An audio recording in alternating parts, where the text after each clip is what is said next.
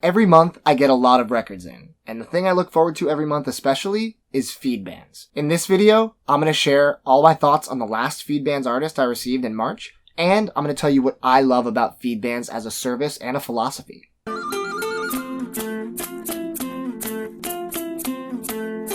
So for me, I really love a lot of aspects of vinyl, and I've gone into it in detail in a lot of the videos I've put out. But something really special to me, I like the discovery. I really enjoy the concept of going and finding a record that you haven't heard about or that was recommended to you, or you like the album cover. Just something really simple like that, bringing it home, throwing it on the turntable, and seeing if you like it. Vinyl subscription services are really good for this because it often gives you things that you wouldn't have picked up originally. The thing I like about Feedbands specifically is that they're giving artists a voice. Something that I want to do with this channel moving forward is do just that.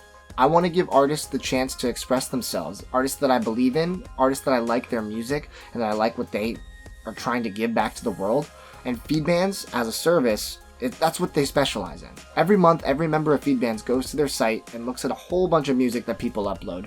You can show an artist that you know personally and upload it and see what people think. And it's a community of people that just want to hear good music. And that's kind of hard to find these days. Members of Feedbands will vote each month as to what artist they think should be pressed to vinyl. And at the end of the month, after many comments and positive thoughts and thumbs up, all sorts of good things on the site, one artist will be pressed to vinyl and be sent to your door. I think that's awesome because a lot of the time, you as the consumer or the subscriber don't really have the opportunity to have your input as to what records are coming to you. With this, if you're a member, you directly influence what is going to be pressed and what will be sent to you. The value of that is huge as not only a collector, but as a music fan. So let's say you're not into discovering new artists and you don't like the record that won that month. Something cool that Feedbands does is they allow you to swap a record out every month. If you don't like the record that won the month or that is going to be sent to you, you can pick from their incredible back catalog of so many titles, so you can personalize each month what you get if you don't want that aspect of discovery. So it really fits all kinds of music listeners, in my opinion. I personally like this because I have a pretty big record collection, and I'm starting to become a little pickier with what I add to it just because of spatial restrictions. So the swap for me is a great thing because I can actually listen to the band, and if it's not something that I would spin very often, I can give something else a try that maybe I wasn't subscribed for in the past that I want to give a shot. Another feature that's cool is that you don't have to cancel your subscription if you don't want a month. They have something where you can actually just skip.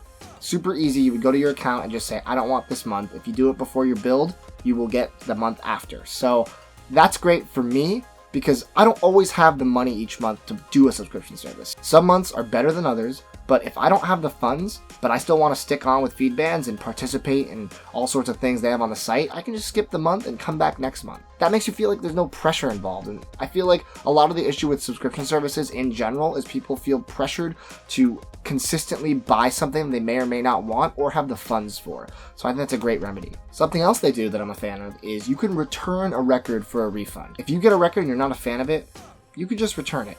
That's a feature that might be overlooked at first, but when you think about it, I think that's a safeguard that is really nice to have implemented in service where it's not necessary. They don't have to do that. So like I mentioned before, the way Feedbands works is every person who subscribes to Feedbands gets a chance to vote on bands on their chart. They have a chart of the top ranked artists for this month, or the past 3 months, or the past year of all time.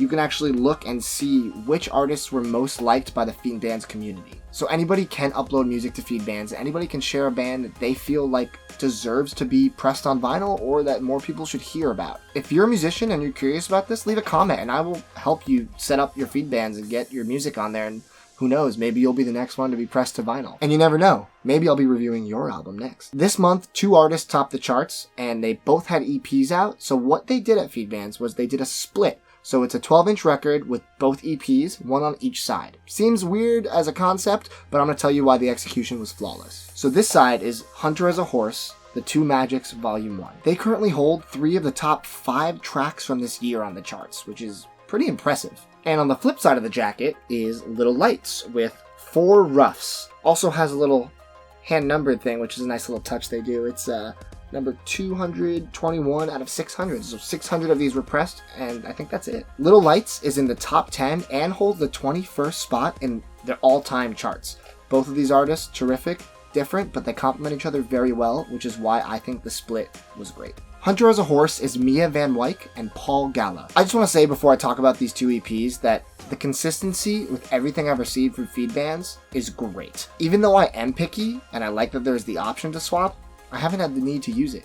When I heard this EP, I was immediately drawn in by the vocals. It's markedly a little bit like Lana Del Rey, but I find her so much more interesting in her intonation and pretty much everything she does with her lyrics. The whole EP is incredibly moody, dark, atmospheric. At times it almost borders on Witch House, which it's not quite that intense, but there are little melodies that happen throughout it that give me a kind of tinge of, oh, this could maybe be on a Salem record. The musicianship front to back is excellent. Every single track was necessity on the EP. I don't think that anything could have been left out. The whole experience is a great side of listening on a record. But then, when side A finishes, you gotta flip to side B. Little Lights is Emmy Bishop, Gabriel Molnar, and Scott Torres. What I loved about this is that this served as the yin to the yang, in the sense of, while the first side was a little darker and more atmospheric and moody, this was like a lighter side of the same coin. This almost fell into Mazzy Star territory at times. The EP was comprised of these dream pop soundscapes that were super hypnotizing and really nice to listen to. I think the fact that the two complemented each other so well is a testament to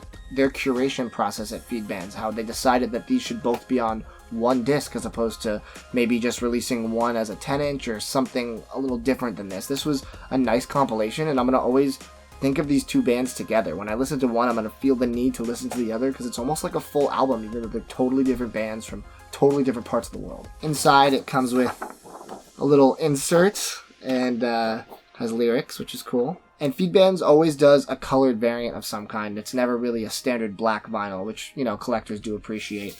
This is a really nice semi-translucent bronze with black smoke. This is a great color, and I feel like the color is almost the mid-ground between the darker and the lighter side. I think this was, again, done with a lot of care and a lot of thought into it. It wasn't just a random color. So looking at the charts based on right now when I'm filming this, the top 2 slots for the past 3 months are held by a band called Faded Paper Figures. I don't know too much about them, but the cool thing about Feedbands is that they actually have a player attached to the site, so if you click on any band, you can go and listen to what the songs that they have uploaded are, which is a great way to immediately familiarize yourself with the band and see if you like them. See if you want to give them a thumbs up and put them on vinyl, or see if it's not your favorite for the month.